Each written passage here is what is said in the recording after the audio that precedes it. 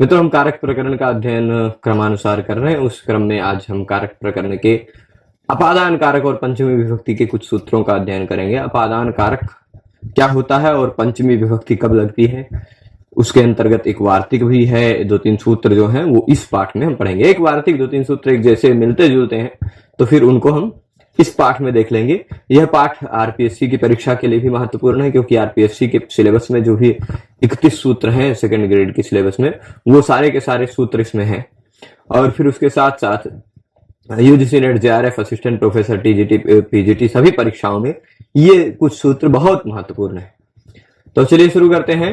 ये आगे कल देखा था हमने, यहां तक ये पाठ देख लिया था। हाँ, ध्रुवम अपाये पादानम, यह सूत्र है। ये तो सीधे, हाँ, ध्रुवम अपाये अपादानम किमस्ति, इसका तात्पर्य क्या होगा आप जानेंगे।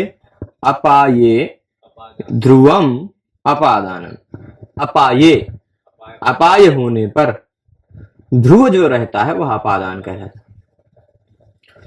अब ध्रुव का मतलब क्या है और अपाय का तात्पर्य क्या है। ध्रुव का तात्पर्य क्या है और अपाय का तात्पर्य क्या है ना। इसका तात्पर्य बता देता हूं। तो ध्रुव होता है अवधिभूत। ध्रुव क्या होता है, ध्रुवम अवधिभूतम, अवधिभूत जो होता है वह ध्रुव होता है। अब कहेंगे आप, न तो हमें समझ में आ रहा मघवा और बिडौजा वाली बात होगी कि भाई ये बताइए कि वृत्रासुर को किसने मारा था, तो बताया मघवा ने मारा था। अच्छा, मघवा कौन है, तो कहेंगे बिडौजा है। फिर बिडौजा कौन है, तो पाकशासन है ना। फिर कौन है, फिर कहेंगे मरुत्वान है। सीधे सीधे नहीं बताएंगे। तो मतलब क्या है, इंद्र साफ साफ शब्द से बता देते तो समझ में आ जाता। तो ये ध्रुवम क्या है, अवधिभूतम क्या है, तनी से बता दीजिए। जो ध्रुवम है वही अवधिभूतम है ना। अपाय होना मतलब विश्लेष होना, अलगाव होना। ये देखिए श्लेष है, विश्लेष हो गया, अलगाव हो गया, है ना। पार्थक्य, पृथकता। अपाय का तात्पर्य क्या हुआ, विश्लेष, पृथकता, ये बताना है। और ऐसी स्थिति में वह यदि विश्लेष सिद्ध हो रहा हो, तस्मिन साध्य, विश्लेष यदि सिद्ध हो रहा हो, तो आप जानते हैं ध्रुव मतलब जो होता है यानी अवधिभूत जो होता है, यानी आप दोनों में से जिसको अलग करना चाहते हैं, जिससे अलग करना चाहते हैं आप, क्योंकि विवक्षा तक कारकाणि भवन्ति इति नियम है कि आप विवक्षा के हिसाब से, अपने हिसाब से कारक बना सकते हैं। विवक्षा बोलना क्या चाहते हैं, या ऐसा कह सकते हैं आप बोलना चाह रहे हैं कि घोड़े से व्यक्ति गिरता है, तो अब घोड़े से, अब घोड़ा दौड़ रहा है, घोड़ा दौड़ रहा है, पर आप उस विश्लेष में घोड़े से कोई व्यक्ति गिर रहा है, अश्व से कोई व्यक्ति गिर रहा है, तो वह पतनशील व्यक्ति का विश्लेष हुआ घोड़े से। अब यहां पर आप अवधिभूत जिसको बनाना चाहते हैं, मतलब जिससे अलगाव दिखाना चाह रहे हैं, घोड़े से अलगाव हुआ उस पुरुष का, तो वह फिर होगा धावतः अश्वात् पतति, अश्वात् पतति, वह हो जाएगा अपादान हो जाएगा घोड़ा। जिसको आप अवधिभूत बनाना, मतलब जिससे अलगाव दिखाना चाहते हैं। जैसे वृक्ष से पत्ता गिरता है, बहुत फेमस उदाहरण है। वृक्ष से पत्ता गिरता है, पत्ता अलग हो रहा है वृक्ष से, तो अवधिभूत मतलब क्या कहते हैं, ध्रुव क्या है, वृक्ष, यानी जो ध्रुव है वही अपादान है, वृक्ष हो गया अपादान। इसी की तरह कहेंगे अवधिभूत जो है वही अपादान है ना। ये बात कॉन्सेप्ट है। तो इसमें और बताएंगे, कई उदाहरण हो सकते हैं इसके, कई उदाहरण हो सकते हैं। जैसे अब कहते हैं मैं कुर्सी पे बैठा हूं, है, मैं कुर्सी पे बैठा हूं, फिर मैं कुर्सी से अलग हो रहा हूं, ठीक। अहम आसन्दात उत्तिष्ठामि, या फिर अब कोई दूसरी क्रिया जोड़ दीजिए तो ऐसा भी कह सकते हैं कि कुर्सी मुझसे अलग हो गई। मत या मत्ता कोई भी कह दे, है ना। तो ऐसे भी कुछ भी आप विश्लेष जिससे दिखाना चाह रहे हैं, जिसको आप अपनी बुद्धि में अवधिभूत बनाना चाह रहे हैं, वह हो जाएगा अपादान, ठीक। तो अपाय क्या होता है, विश्लेष होता है, यानी वियोग, अलगाव होता है। उस अलगाव में आप जिससे वह अलगाव दिखाना चाहते हैं, जिसको अपनी बुद्धि में अवधिभूत बनाना चाहते हैं, वह कारक अपादान कहलाता है। आपको ध्यान देने वाली बात यहां पर है कि कारकों में सबसे पहला सूत्र यही है, कारक संज्ञा करने वाले जितने भी सूत्र हैं, आप जानते हैं कारक संज्ञा करने वाले जितने भी सूत्र हैं, इससे पहले एक 23 नंबर सूत्र में, 23 नंबर जो सूत्र है, उस 23 नंबर सूत्र में क्या कहा था? कारके। क्या कहा गया था? कारके। तो उस कारके का अधिकार चलेगा, है ना। तुरंत बाद का सूत्र है ये, ध्रुवम अपादानम, पहला सूत्र है कारक का। तो अब देखिए ये कहता है ध्रुवम अपाये ध्रुवम अपादानम कारकम। अपाय में जो ध्रुव है वह अपादान कारक कहलाता है, ठीक, वह अपादान कारक कहलाता है। देखिए मैंने बताया था कि कारक प्रकरण में आपको दो प्रकार के सूत्रों का अध्ययन करना है, एक विभक्ति करने वाले सूत्र, एक कारक करने वाले सूत्र। तो ये सूत्र कैसा है? यह कारक करने वाला सूत्र है। यह कारक आपको बताएगा कि अपादान कारक क्या है, अपादान कारक क्या है यह बताएगा आपको सूत्र, है ना। तो क्या बता रहा है? अपाये ध्रुवम अपादान, सिंपल है, और किसी दूसरे सूत्र से केवल कारकम की अनुभूति लानी है और कुछ नहीं लाना है। तो अपाये ध्रुवम अपादानम कारकम, चार ही शब्द है। अपाय मतलब विश्लेष होना, उसमें जो ध्रुव है यानी जो निश्चित है, जो जिसको आप अपने बुद्धि में अवधि बनाना चाहते हैं, जहां से अलगाव दिखाना चाहते हैं, वह अपादान है, ठीक। तो अब मान लीजिए कि कोई व्यक्ति, यह लेखनी मेरे हाथ से गिरती, अब मैं अपने हाथ को अवधिभूत बनाने, तो मम हस्तात, है ना, हाथ हो गया अवधिभूत, हाथ की हो गई अपादान संज्ञा, क्योंकि उससे अलगाव हुआ, उससे अलगाव हुआ। तो अलगाव होने पर जिससे अलगाव होता है वह अवधिभूत है, वह ध्रुव है, उसकी अपादान संज्ञा होती है। अपादान संज्ञा होने के बाद क्या होता है वो अगले सूत्र में देखते हैं। क्या होता है भाई? अपादान संज्ञा कर दिया तो क्या मतलब है? तो कहेंगे, पाणिनि जी क्या कहेंगे? अपादाने पंचमी। अपादान संज्ञा जिसकी होती है उसका प्रतिपादन करने वाले शब्द के बाद पंचमी विभक्ति लगती है। कुछ लोग कहेंगे कि अपादान में पंचमी विभक्ति लगती है ना। क्या कहेंगे? अपादान में पंचमी विभक्ति लगती, सीधे सीधे। सरल तो यही है, समझने के लिए यही है, पर अगर कोई पूछने वाला कंफ्यूजियाने के लिए आपको कह दिया ना, कहेंगे कर्म में द्वितीय विभक्ति लगती है, कारण में तृतीय विभक्ति लगती है ना।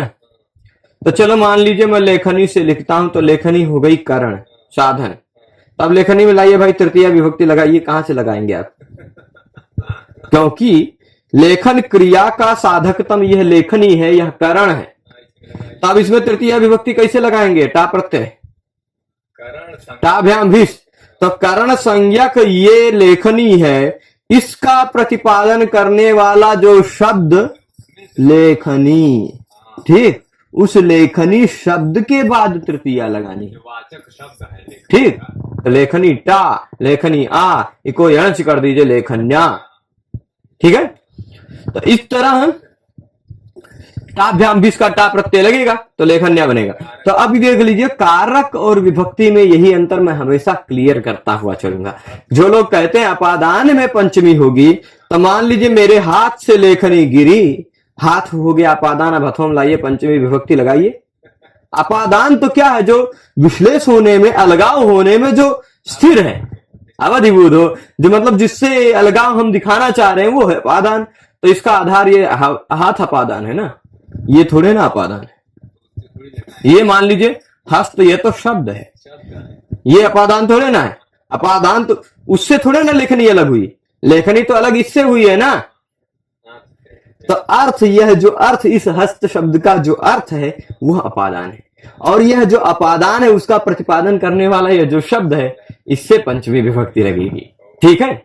तो अब देखिए क्या है, ग्रामात आयाति, गांव से आता है। यहां पर क्या कह रहे? अपादाने पंचमी में कुछ लोग कह देंगे आपको कि अपादान में पंचमी लगती है, पर मैं वो चीज नहीं बताता हूं कि जिससे आपको कुछ अधूरा ज्ञान रहे। मैं यह चाहता हूं कि आप कम जाने, लेकिन जो जाने वह स्पष्ट जाने। स्पष्ट जाने मतलब कह रहे हैं कि अपादान जो होता है उसके प्रतिपादक शब्द में पंचमी, उसके प्रतिपादक शब्द के बाद पंचमी विभक्ति लगती है। हस्त शब्द के बाद पंचमी विभक्ति लगेगी हस्तात, ग्राम शब्द के बाद पंचमी विभक्ति लगेगी ग्रामात, है ना। तो अब देख लीजिए ग्रामात आयाति, ग्रामात आयाति, ग्रामात ग्रामाद दोनों रूप बनता है, झलाम जशोनते और फिर वावसाने कहेगा कि द को त कर दीजिए, झलाम सुनते कहेगा त को द कर दीजिए। दोनों वैकल्पिक, वावसाने वैकल्पिक नियम होने के कारण दोनों रूप सही रहेगा। ठीक है, तो ग्रामात आयाति या ग्रामाद आयाति दोनों बात एक ही है। अब इसके बाद मैं आपको बता दूं, तो यहां पर ग्रामात कैसे बना, ग्राम के बाद पंचमी विभक्ति लगाया हमने। पंचमी विभक्ति का प्रत्यय है घसी, घसी अथवा अभ्याम अथवा अभ्यस। टांग सिंह सामिनाच्या सूत्र कहेगा टांग सिंह साम के टा और ngसी और ngस के स्थान पर क्रमशः यदि अकारांत शब्द हो तो ngसी के स्थान पे अत हो जाता है। ठीक, ग्राम अत ग्रामात। ठीक है, तो इस तरह ये बन जाएगा पंचमी विभक्ति में। अब इसी तरह धावतः अश्वात् पतति, धावतः अश्वात् पतति, धावतः गो दौड़ते हुए घोड़े से गिरता है। अब देख लीजिए दौड़ता हुआ धावन है ना, धावन ये धावत शब्द है सत्य प्रत्यय लगकर, है ना। धावत शब्द है और अश्व शब्द है। ये धावत है, यह अश्व का विशेषण है, घोड़े का विशेषण है। घोड़ा कैसा है, दौड़ता हुआ। तो नियम क्या है भाई, विशेष्य में जो विभक्ति वो विशेषण में भी विभक्ति है ना। यल्लिंगम यद्वचनम याच विभक्तिर विशेष्यस्य तल्लिंगम तद्वचनम साच विभक्तिर विशेषणस्य, है ना। ऐसा है, प्राय या विशेष्येषु दृश्यन्ते लिंग संख्या विभक्तयः प्रायस्ता एव कर्तव्या सविशेष निरूपणे। यह विशेष्य में जो लिंग संख्या विभक्तियां दिखाई पड़ रही हैं, जो वचन लिंग जो विभक्ति दिखाई पड़ रही है, विशेषण में भी उसका ही ग्रहण करना है। ठीक, अब भाई मान लीजिए कोई घोड़े से गिरता है, अश्व हो गया अपाय, मतलब अश्व से गिरता है, गिरता है यानी अपाय हुआ, अलगाव हुआ, विश्लेष हुआ, जुड़ाव समाप्त हुआ, है ना। तो अश्व हो गया अवधिभूत, क्योंकि घोड़े से गिर रहा है, ऐसा हम साबित करना चाह रहे हैं। तो ध्रुवम अपाय अपादानम ने कहा कि भाई अश्व हो गया अपादान, अपाय का अपादान संज्ञा कर दिया, अपादान संज्ञा हुई। तो जो अपादान प्रतिपादक घोड़ा है, उस घोड़े का प्रतिपादन करने वाला जो शब्द है, उस अश्व शब्द से पंचमी विभक्ति लगा के अश्वात बन गया। तो भाई अब इसका विशेषण ये भी है, तो इससे भी पंचमी विभक्ति लग जाएगी। इसमें भी घसी प्रत्यय लगेगा, घसी में से बचेगा अस, इसमें भी घसी लगा, पर टांग सिंह स्वामीनाथ से अत हो गया, क्योंकि ह्रस्व अकारांत शब्द है, यह ह्रस्व अकारांत नहीं है। ह्रस्व अकारांत शब्द के बाद आत हो जाता है, राम रामात, ग्राम ग्रामात, सर्व सर्वात, सर्वस्मात बन जाता है। तो सर्वनाम होने के कारण अलग है, सर्वनाम वाली बात अलग है ना। अरुण अरुणात, पुस्तक पुस्तकात, सारे जगह ह्रस्व अकारांत शब्द है तो वहां आत आ जाएगा। पर और कोई जगह ऐसा शब्द है तो वहां अस जुड़ता है, अस। तो ngसी का अस जुड़ेगा, धावत अस, धावतस, स को विसर्ग कर दीजिए, धावतः, धावतः अश्वात, है ना। चलिए धावतः अश्वात, स को रू किया था हमने, धावतरु, धावतर, है ना, धावतर अश्वात। रा को फिर अब यहां पर अगर आप संधि के नियम अगर पढ़े हैं पहले कभी तो आपको ध्यान होगा।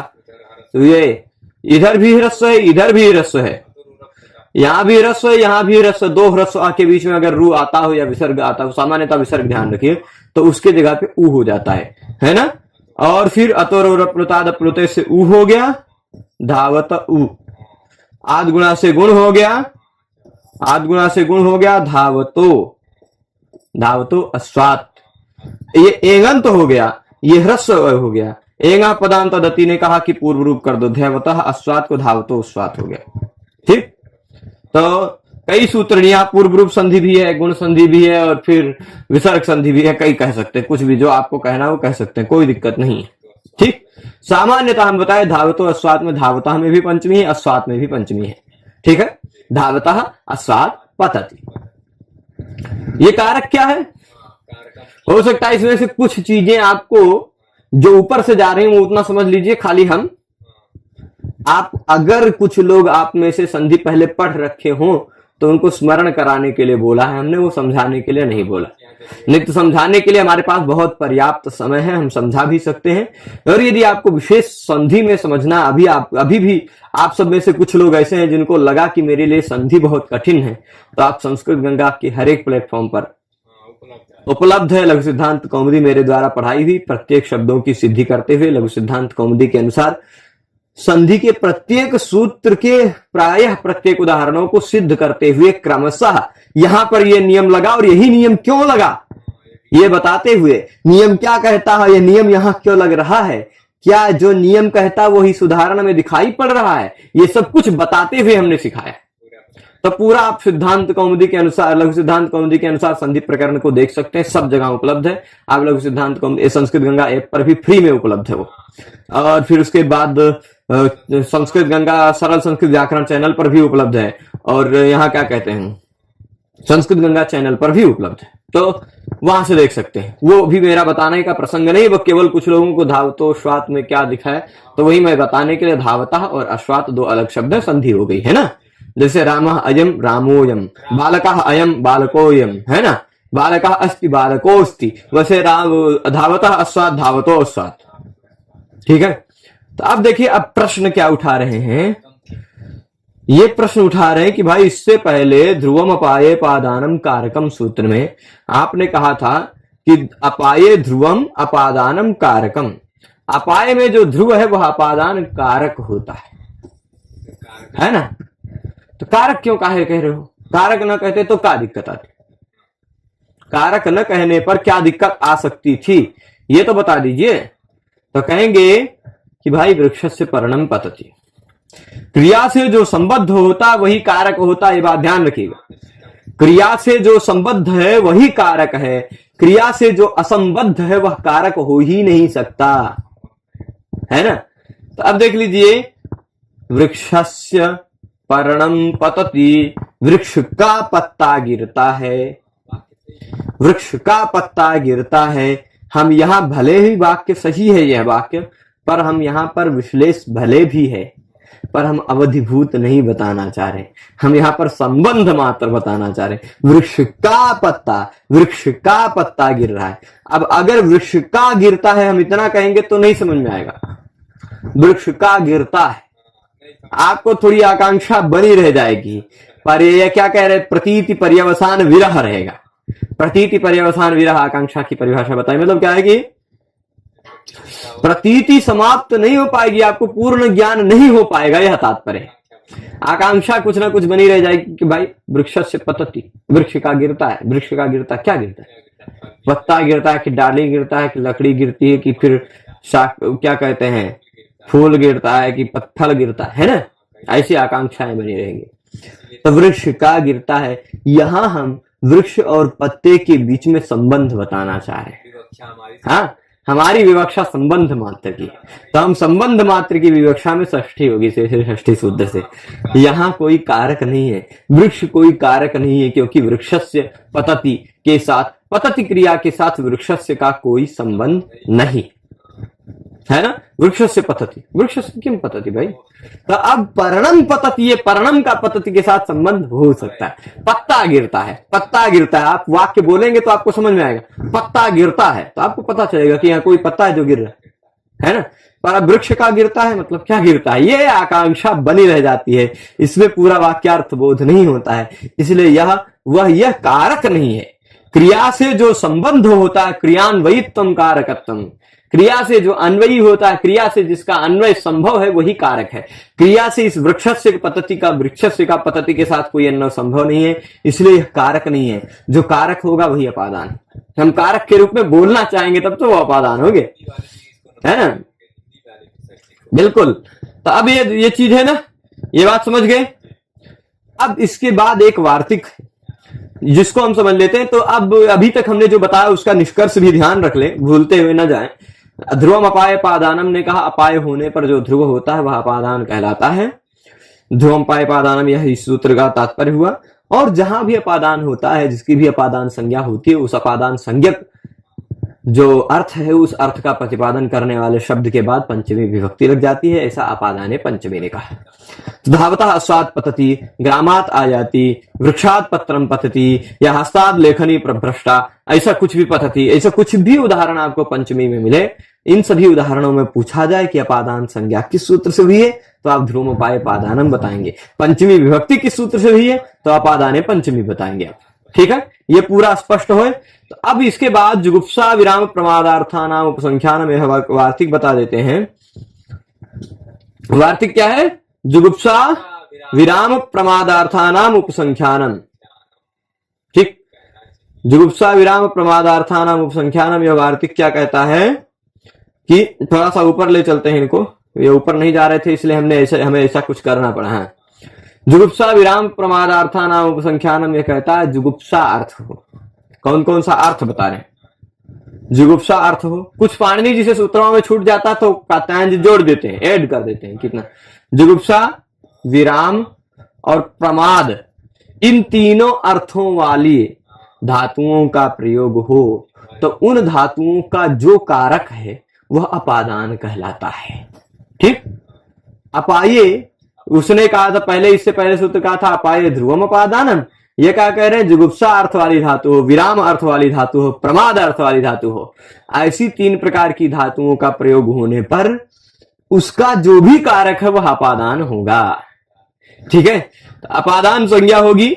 ये कुछ लोग कहते हैं कि भाई ये जो वार्तिक है ना, यहां सिद्धांत कौमुदीकार ने अपादान पंचमी सूत्र के अंतर्गत पढ़ा, यानी ये सीधे पंचमी विभक्ति करता। ऐसा कुछ लोग भ्रांत होते, तो मैं आपको बता दूं, स्पष्टतः बता दूं, यह पंचमी विभक्ति नहीं करता है। यह वार्तिक भले अपादान पंचमी के अंतर्गत कहा गया है, ये प्रसंगवश प्रसंग संगति दिखाते हुए इन्होंने बताया। क्योंकि अपादान ध्रुवमपाय अपादानम पहले बता दिया पाणिनि जी ने, भट्टोजी दीक्षित ने भी ध्रुवमपाय अपादानम लिख दिया, तो अपादान संज्ञा का क्या फायदा है ये बताए बिना दूसरा उपादान संज्ञा का वार्तिक लिख डाले का? तो पहले एक बार अपादान संज्ञा क्या है ये बताया, फिर अपादान संज्ञा करने के बाद फल क्या मिला ये बताया, अपादान पंचमी, फिर दोबारा फिर अपादान में आ रहे हैं, है ना?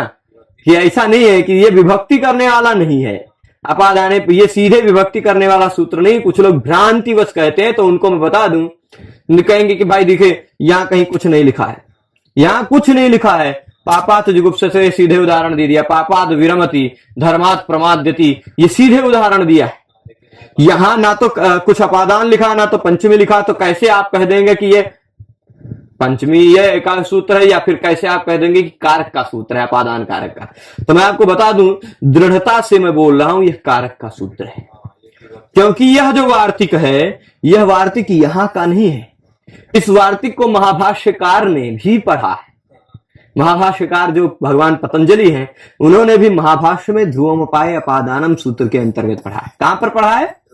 हम इसको 2-3 स्रोतों से निर्धारित करेंगे। ध्रुवमपाय अपादानम सूत्र के अंतर्गत महाभाष्य में यह वार्तिक ऐसी शब्दों में लिखा हुआ है। ठीक, अब दूसरी बात, आप यदि इसका उदाहरण भी बताएंगे तो इसको हमने कंफर्म करने के लिए, इस पाठ को कंफर्म करने के लिए कि सच में यह अपादान संज्ञा ही करता है कि पंचमी ही करता है, हमें ध्यान आया कि हमने कुछ समय पहले मल्लिनाथ को पढ़ा था मेघदूत काव्य में, है ना? मेघदूत काव्य आप सब तो खाली इतना ही पढ़ते हैं कि कश्चित कांता विरह गुरुणा स्वाधिकारात प्रमत्तः शापे नास्तंगमित महिमा वर्ष भोग्येन भर्ती, पर हम उसमें कश्चिदिति हम ऐसे पढ़ते हैं। कश्चित का मतलब क्या है, स्वाधिकारात का मतलब क्या है, वहां कश्चित शब्द का ही प्रयोग क्यों किया? क्योंकि कालिदास जी वह अपराधी व्यक्ति था, उसने अपने स्वामी का अपराध किया था, उसका सीधे सीधे नाम नहीं लेना चाह रहे हैं, उसी के नाम से सीधे शब्द क्यों ग्रहण करें, है ना? अपराधी है, उसका अपने ग्रंथ का पहले ही नाम उसका क्यों रख दें? तो इसलिए क ब्रह्मवाचक शब्द भी है, क जलवाचक शब्द भी है, मंगलार्थक का शब्द का पहले प्रयोग किए हैं। ठीक है, कश्चित भी कह दिए। तो ये ऐसा है, ये सारी बातें जो है वो गंभीर बातें। फिर उसके बाद साधिकारात प्रमत्तः, यहाँ पंचमी विभक्ति दिखाई पड़ रही है, वो क्या है? तो मल्लिनाथ जी ने सीधे सीधे व्याख्या में लिखी है स्वाधिकारात प्रमत्तः। उसकी व्याख्या में आप पढ़ेंगे मल्लिनाथ की संजीवनी व्याख्या जो मेघदूत पर है, तो लिखेंगे क्या कहते हैं? कश्चिदिति स्वाधिकारात स्वनियोगात प्रमत्तो नवहितः। प्रमत्तः मतलब अनवहितः, प्रमात्तः का तात्पर्य क्या होता? अनवधानता, असावधानी, असावधानी को प्रमाद कहा जाता है। तो प्रमत्तः अनवहितः, प्रमाद असावधान, प्रमत्त था यानी असावधान था, अपने नियोग में जिस कार्य में उसको नियुक्त किया गया था स्वाधिकार में, वह प्रमत्त था, अनावधान था, असावधानी से वह अपना काम कर रहा था, है ना? तो स्वाधिकारात प्रमत्ता में मल्लिनाथ जी क्या कहते हैं? जुगुप्सा विराम प्रमादार्थानाम उपसंख्यानम इति अपादानत्वम। उन्होंने साफ साफ लिखा है इति अपादानत्वम तस्मात् पंचमी, उसके बाद पंचमी विभक्ति लगी है ना। पहले अपादान हुआ किससे, जुगुप्सा विराम, तो ये वहां मल्लिनाथ ने भी इसको क्लियर किया कि अपादान संज्ञा करने वाला वार्तिक है, ठीक है। उसके बाद पंचमी लगी। ये आप साधिकारार्थ प्रमत्ता मेघदूत का कोई भी पुस्तक होगा आपके पास, अगर उसमें संजीवनी व्याख्या मल्लिनाथ की है तो आप वहां से देख के कंफर्म कर सकते हैं। तो संजीवनी व्याख्या श्लोक के आप दूसरे श्लोक पढ़ेंगे, श्लोक के तुरंत बाद इतना ही मिलेगा, कश्चिदिति स्वाधिकारात् संयोगात् प्रमत्तो न वहितः प्रमादो न वधानता इत्यमरः। उसके तुरंत बाद इतने वाक्य के बाद लिखा मिल जाएगा जुगुप्सा विराम प्रमादार्थानाम उपसंख्यानम इत्यपादानत्वम तस्मात् पंचमी, है ना। फिर आएगा वर्ष भोग्येन शापेन आस्तंगमित महिमा शापेन हाँ वर्ष भोग्येन में कुमति च इति नत्वम, साफ साफ लिखते हैं मल्लिनाथ जी, बहुत अच्छे। तो अब देखिए ये बात हुई जुगुप्सा विराम प्रमादार्थानाम संख्यानम का तात्पर्य क्या होगा, जुगुप्सा अर्थ वाला होना चाहिए, विराम अर्थ वाला होना चाहिए या प्रमाद अर्थ वाला होना चाहिए। इन तीनों अर्थों वाले धातुओं के प्रयोग में जुगुप्सा मतलब क्या होता है, तीनों चीजों का अर्थ बता देते हैं। आप ऐसे देख लीजिए, कोई कुछ ऐसा चीज देख लिया जिससे ऐसे आपको हो जाता है ना, वो होता है जुगुप्सा, है ना। गंदगी देख लिया, या ऐसा कोई क्या कहते हैं कृम कुलचितम लाला किलनम विगंधि जुगुप्सितम, है ना, नीति शतकम में ये कृमि कुलचितम लाला किलनम विगंधि जुगुप्सितम निरुपम रसम प्रीत्या खादन नरास्थि निरामिषम, हड्डी मांस पड़े हुए हैं और कीड़े उसमें रेंग रहे हैं, लाला क्लन लार से गीला हुआ है, नारायण नारायण नारायण। ये है जुगुप्सा रस, ये है जुगुप्सा। ऐसी जुगुप्सा अर्थ वाली घिन आती हो, घिन आना, ठीक। विराम मतलब रुकना, और प्रमाद मतलब असावधानी, असावधानी अनवधानता। आपको कोई काम मिला है, उस काम को आप पूरी तरह से सावधानी से न करें, अपना दायित्व न समझें, वो होता है प्रमाद। ऐसे तीन प्रकार के अर्थों की धातुओं का प्रयोग होने पर जो उसका कारक है वह अपादान कहलाता है, ठीक है, वह अपादान हो जाएगा। तो अब अपादान होने के कारण तथा तस्मात् पंचमी, अपादान होने के कारण पंचमी विभक्ति लगेगी। जुगुप्सते का प्रयोग है, यहां देख लीजिए, जुगुप्सते का प्रयोग है, जुगुप्सा अर्थ वाली धातु का प्रयोग है, तो उसका कारक जो पाप है, किससे घिन आ रही है, पाप से। तो जुगुप्सा अर्थक का प्रयोग होने के कारण पाप में पाप की अपादान संज्ञा हुई, और उस पाप अपादान प्रतिपादक जो पाप शब्द है, उस शब्द से पंचमी विभक्ति लगी, अपादाने पंचमी से। अपादान संज्ञा हुई किससे, ध्रुवम उपाय अपादानम नहीं, जुगुप्सा विराम प्रमादार्थानाम उपसंख्यानम। यहां पर आपको पूछा जा सकता है पापात जुगुप्सते में पंचमी विभक्ति किस सूत्र से लगी, तो आप अपादाने पंचमी कहेंगे, ठीक है। जुगुप्सा पापात जुगुप्सते, पापाद विरमति, धर्मात प्रमाद्यति, ये सारे उदाहरणों में पंचमी विभक्ति किस सूत्र से लगी, तो अपादाने पंचमी। पर अपादान संज्ञा किस सूत्र से हुई, अपादान है, ऐसा कैसे पता चला आपको, तो जुगुप्सा विराम प्रमादार्थानाम संख्यानम, ठीक है, ये वार्तिक हो जाएगा। तो पापात जुगुप्सते, पापात विरमति, और धर्मात प्रमाद्यति, धर्म से प्रमाद करता है। जैसे वह साधिकारात प्रमत्ता, साधिकारात प्रमत्ता, वो भी इसी का उदाहरण है, वो ध्यान रखिएगा, है ना। साधिकारात में, साधिकार में उसकी प्रमाद था, प्रमत्त था, अनवधान रहता उसका, है ना। आलस्य अलग है और प्रमाद अलग है, प्रमाद आलस्य निद्रा भी, है ना, प्रमाद अलग है, आलस्य अलग है। आलस्य मतलब क्या होता है कि आप लेटे हैं, न सो रहे हैं, न जग रहे हैं, कुछ करना चाह रहे हैं, न कुछ करना मतलब सोच रहे हैं ये करें कि ये करें, करें, और आपको पता है क्या करना है, आपको ड्यूटी दी गई है, आपकी नौकरी लग गई है, मान लीजिए पढ़ाने में, आप ऐसे जाके कुर्सी पे बैठे हैं, चलो आज नहीं पढ़ाते हैं, ये हुआ था, ये इसको आलस्य नहीं कहते हैं, आलस्य इसको कहते हैं प्रमाद, अनवधानता, अपने दायित्व का निर्वहन न करना प्रमाद है, ठीक। दोनों सामान्यतः एक जैसा अर्थ ले लेते हैं प्रमाद और आलस्य का, पर एक ही श्लोक में भगवत गीता में भगवान श्री कृष्ण ने प्रमाद आलस्य निद्रा भी, प्रमाद आलस्य निद्रा तीनों शब्दों का प्रयोग है, तो काहे कहेंगे, है ना। प्रमाद अलग है, प्रमाद अलग है, आलस्य अलग है, निद्रा अलग है, ठीक है। तो ये हो गया। आगे देखते हैं भीत्रार्थानाम भय हेतु। भीत्रार्थानाम भय हेतु, यह एक सूत्र देख लेते, फिर इसके बाद इस व्याख्यान को समाप्त करेंगे। भीत्रार्थानाम भय हेतु, भी मतलब होता है डर, है ना। भी का तात्पर्य क्या होता है? भी मतलब डर, त्रा मतलब रक्षा। भी अर्थ वाली और त्रा अर्थ वाली धातु का प्रयोग होने पर भय हेतु, ठीक, भय हेतु अपादान। भय अर्थ वाली कोई धातु हो अथवा त्राण यानी रक्षा अर्थ वाली कोई धातु, कौन सी धातु? भय अर्थ वाली कोई धातु हो या रक्षा अर्थ वाली कोई धातु हो, तो भय हेतु, डर का जो हेतु है, डर का जो कारण है, वह क्या होता है? पाणिनि जी कुछ कुछ चीज छोड़ देते हैं, पिछले सूत्र से ले लो। तो आप जानते ही हैं इससे पहले 23 नंबर वाले सूत्र में क्या था? कारकम था, है ना। और 24 नंबर ध्रुवमपाय अपादानम था, उसमें अपादानम भी था, है ना। तो बाकी के इस सूत्रों से शब्द ले लेना चाहिए। आप हलंत्यम सूत्र पढ़ेंगे लोग सिद्धांत कौमुदी में, तो वहां क्या है? सूत्रे स्वदृष्टम पदम सूत्रांतरादनुवर्तनीयम सर्वत्र, खाली एक के जगह ही नहीं है हलंत्यम सूत्र में, सर्वत्र, सब जगह। जो सूत्र में शब्द नहीं दिखाई पड़ता है, कुछ अधूरा लग रहा है कोई सूत्र आपको, तो भाई आप उनको पढ़िए ना, पाणिनि जी को।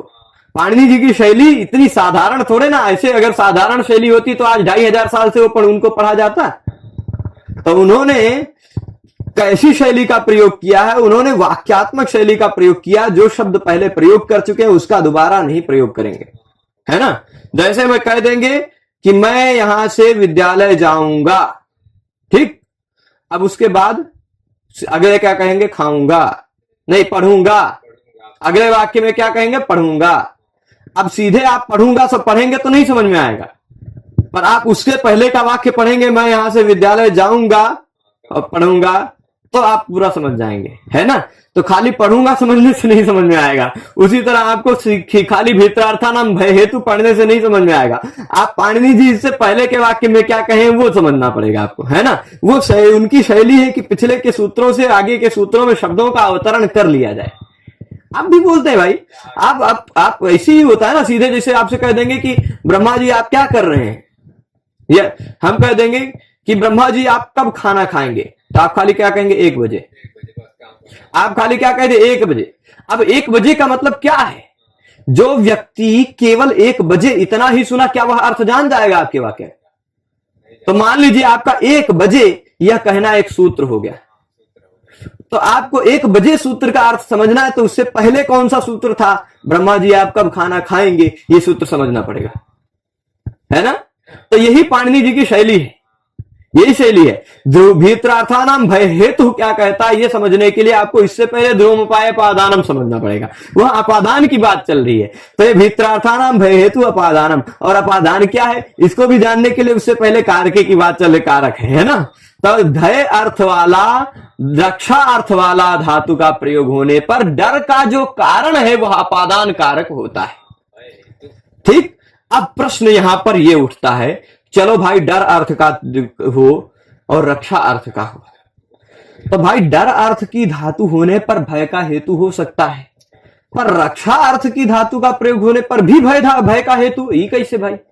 ऐसा कुछ लोग कंफ्यूज आ सकते हैं, पर उसको भी मैं क्लियर कर देता। भाई डर अर्थ वाली धातु है, भय अर्थ वाली धातु है, तो भय का हेतु कोई हो सकता है, पर रक्षा अर्थ वाली धातु में रक्षा का हेतु पाणिनि जी को अलग से कहना चाहिए था, ऐसा कुछ लोग सोच सकते हैं, पर पाणिनि जी ऐसे थोड़े ना है। दोनों परिस्थितियों में भय का हेतु कोई ना कोई होगा। अगर मान लीजिए आपकी कोई रक्षा कर रहा है, आपकी कोई रक्षा कर रहा है, तब भी तो आप किसी से डरे ही हो तो हैं, आपका कोई भय का हेतु तो है। जैसे मान लीजिए आप जंगल में शेर के सामने आ गए और फिर अचानक कोई एक बंद गाड़ी आई और आपको बचा के लेके चली गई, रक्षा हुई आपकी, लेकिन फिर भी रक्षा में भी रक्षा का हेतु, अब उस गाड़ी को अपादान मत कहिएगा। भय का हेतु जो था शेर, जिससे आप डर रहे थे, भले आपकी रक्षा हुई, वह अपादान है। भय हेतु अपादानम बहुत, डर का हेतु जो है वही अपादान होगा, चाहे त्राण अर्थ वाली, रक्षा अर्थ वाली धातु हो, चाहे भी अर्थ यानी भय अर्थ वाली धातु हो।